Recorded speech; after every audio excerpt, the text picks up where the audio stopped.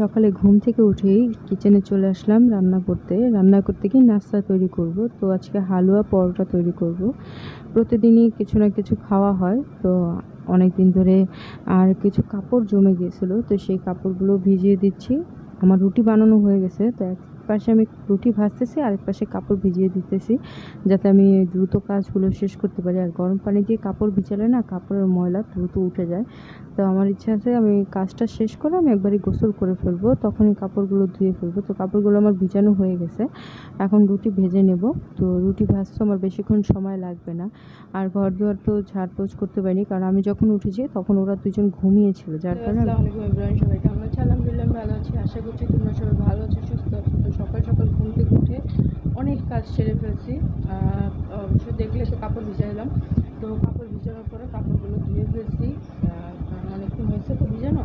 ধুয়ে ফেলছি, ধুয়ে একবার গোসল করে ফেলছি আমি। আর এখন বাজে হচ্ছে গিয়ে 11টা বেজে গেছে। তো এখন নাস্তা খাবো, সেটা তো তোমরা জানোই। আজকে হালুয়া বানাইছি আর হচ্ছে গিয়ে পরোটা। তো ওরা বসে গেছে নাস্তা খাইতে, তো চলো নাস্তাটা খায় নিই, আবার পরে তোমাদের সাথে কথা বলছি। তো সকাল সকাল গোসল টোসল নাস্তা টাস্তা করে গিয়েছিলাম বাজারে। তো সকালে একটা দুর্ঘটনা ঘটে গেল। দুর্ঘটনা বলতে গেলে আলিফ গোসল করতে গেছিলো, তো গোসল করতে গিয়ে এক বালতি ছিল যে গোসলখানাতে, সেই বালতিটা ভেঙে ফেলছে। তো এখন গোসলখানার জন্য বালতি প্রয়োজন, আর ছোট বালতি দিয়ে তো গোসল করা হয় না। তো একটা বালতি কিনে নিয়ে আসলাম। বালতিটা দেখে মনে হচ্ছে ময়লা, অবশ্য ময়লাই ছিল। তো বালতি কিনে নিয়ে আসলাম, আর সাথে কিছু সবজি ছিল, আর যে কাপড়গুলো ধুয়েছিলাম তোষকটা রোদ্রে দিলাম, বালিশ দুইটা দিলাম, কাপড়গুলি তো মেলা হয়ে গেছিলো। কাপড়গুলি মেলার পরে তোষকটা নিয়ে আসছি। আলিফ চলো, আলিফ আসছিল আমার সাথে, তো হয়ে গেছে রোদ্রে দেওয়া। তো আজকে দুপুরে বেশি কিছু রান্না করব না, টমেটো চাটনি করব। আর হচ্ছে গিয়ে এখানে টমেটো চাটনি করার জন্য যা যা দরকার সব নিয়ে নিয়েছি। এখানে ধনেপাতা কুচি করে নিয়েছি, আর ভর্তা করব, শুটকি ভর্তা। আমি এভাবে শুটকি ভর্তা করতে আমার খুবই ভালো লাগে, আর খেতেও খুব ভালো লাগে। তো আজকে শুটকি ভর্তা করার একটা কারণ আছে। গতকালকে একটা ব্লগ দেখছিলাম, সবারই একটা প্রিয় ব্লগার থাকে, বা আমরা অনেকেরই ব্লগ দেখে থাকি। তো আমারও কিছু ব্লগার আছে দেখার, ভিডিও দেখি যে এই আপুগুলোকে আমার খুব ভালো লাগে। তো আমি সেই একটা আপুর ভিডিও দেখতে গিয়ে দেখলাম যে আপু এত সুন্দর করে ভর্তা দিয়ে ভাত মেখে খাচ্ছে।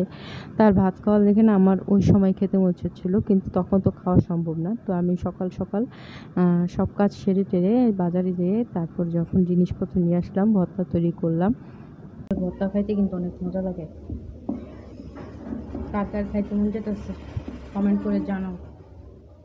তো ভর্তা বানানো হয়ে গেছে, ভাত রান্না করা হয়ে গেছে, এখন বাকি হচ্ছে গিয়ে চাটনিটা বসাবো। তো চাটনিটার জন্য আমি চাটনিতে ফোড়ন দিয়েছি রসুন আর শুকনো মরিচ। আর চাটনিটা খুব সুন্দরভাবে রান্না করেছিলাম, কিন্তু দেখাতে পারিনি তোমাদেরকে, কারণ চাটনির ফাইনাল লুক দেখাতে গেলে ছেলে খুব কান্না করছিল। আর ইয়ামিন কান্না করলে আমি কোনো কাজই সঠিকভাবে করতে পারি না, কারণ বাচ্চা কাচ্চারা কান্নাকাটি করলে আমি কোনো কাজে, মায়েরা কোনো কাজে মনোযোগ দিতে পারে না। তো ওকে ঠান্ডা ঠান্ডা করে আমি চলে গেলাম ছাদের থেকে তোষক নিয়ে আসলাম। তোষক এনে তোষকটা বিছিয়ে দিলাম, চাদর বিছালাম, কারণ ঘরে বিছানার ভিতর চাদর না থাকলে বিছানা ঘর দেখতে কেমন একটা খালি খালি একটা কেমন জানি দেখা যায়, জিনিসটা ভালো লাগে না। তো আজকে শুটকি ভর্তা দিয়ে ঠিক সেই আপুটা যেইভাবে ভাত খেয়েছিল ঠিক সেইভাবে ভাত খেয়েছি।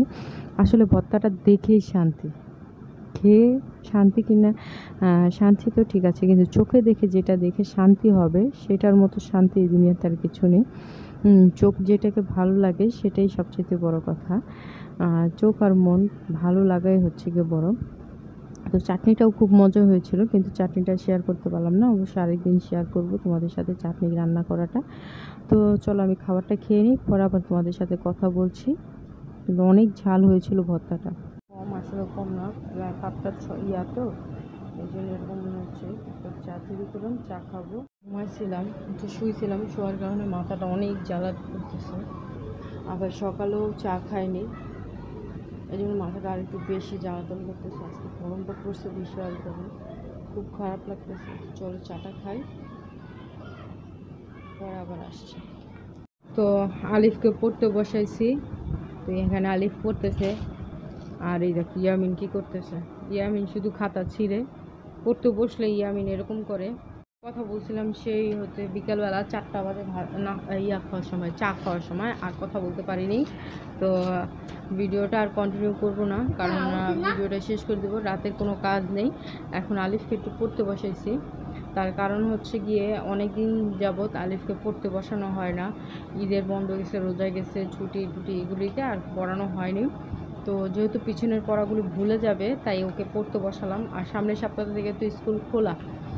তো যাই হোক, আজকের ব্লগটা এখানেই শেষ করছি। তোমরা সবাই ভালো থেকো, সুস্থ থেকো, আর আমাদের জন্য দোয়া করো। আমিও তোমাদের জন্য দোয়া করি। সবাই ভালো থেকো, সুস্থ থেকো।